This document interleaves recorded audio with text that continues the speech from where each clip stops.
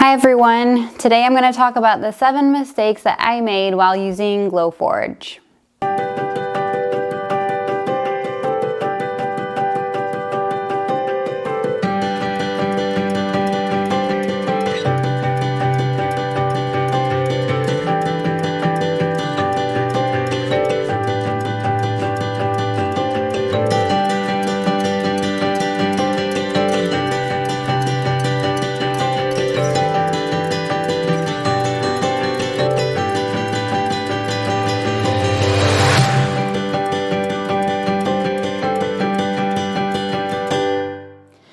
So the first mistake and the biggest one that I made was that I left the machine unattended for too long while it was running.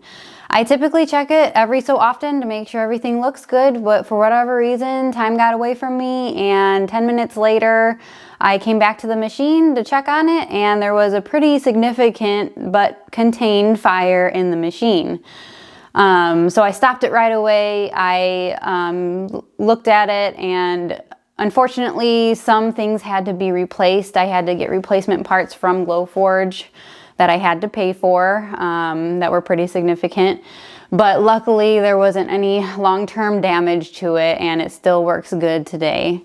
But definitely check your machine while it's running every, couple minutes or whatever. I definitely check it more often now since I went through that. The next mistake that I made was entering the wrong settings when I was rushing. So as far as the scoring settings, engraving, cutting, when you go onto the program on your computer, you have to assign what each piece is getting cut, what's getting engraved, and what's being scored, or whatever you're doing.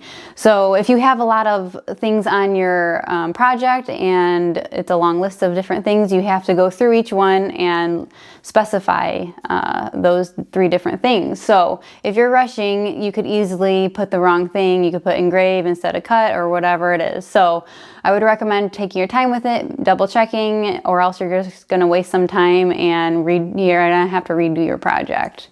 The next thing that was a big mistake, another time waster, was not doing a test cut before I did a big project.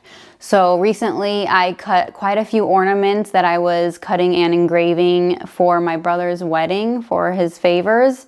And for whatever reason, I just assumed that it was going to turn out fine because it looked good on my computer, and I was kind of in a rush, so I just wanted to get it going. So I didn't do a test cut first. I printed about 12 to 15 ornaments on one sheet at the same time.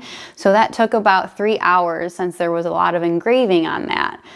So I checked it during that whole time, making sure everything looked good, and it looked pretty good from what I could see.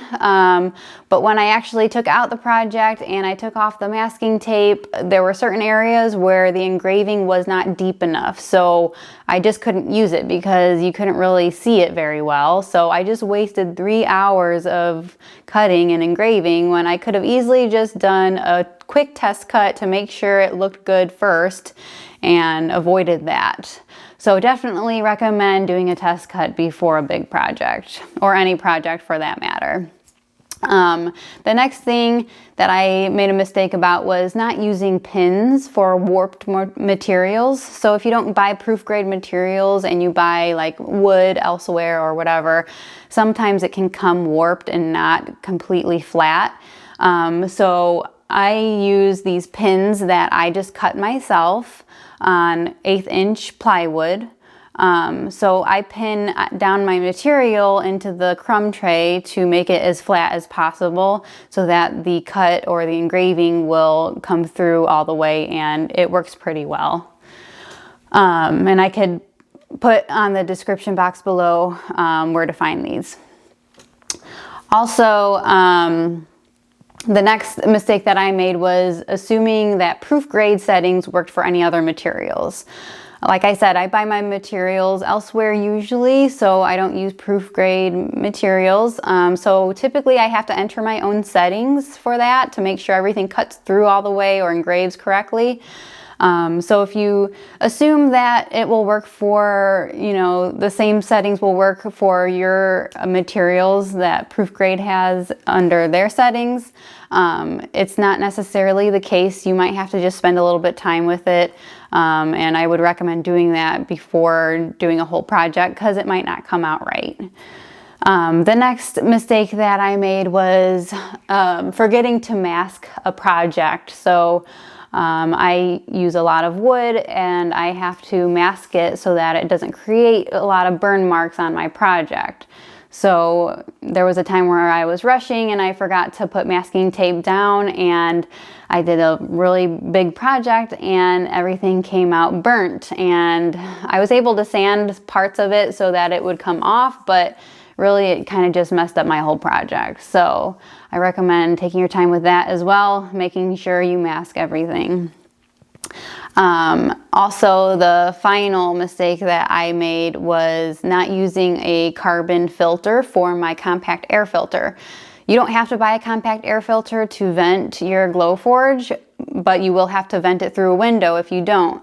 The compact air filter is expensive, and the replacement for it is also expensive. So if you print a lot, you might have to replace it frequently. I had to replace mine within 3 weeks at one point because I was using it so often. So I found out that you could buy these carbon filters on Amazon. They're just filter sheets basically that you have to cut to size for your filter and just place it on top of your filter so that it kind of slows down the process of collecting all your, dust and materials and stuff like that. So this definitely helps, and I would recommend it if you do have a compact air filter that you use. So those were the mistakes that I personally made and that I've learned from. I hope that helps you as well. If you plan to buy your own Glowforge, feel free to use my referral code. I will list it in the description box below to get up to $500 off your own Glowforge. And plus I will be able to get a credit as well, which my family and I would really appreciate. So feel free to reach out to me if you have any questions, and thank you for watching.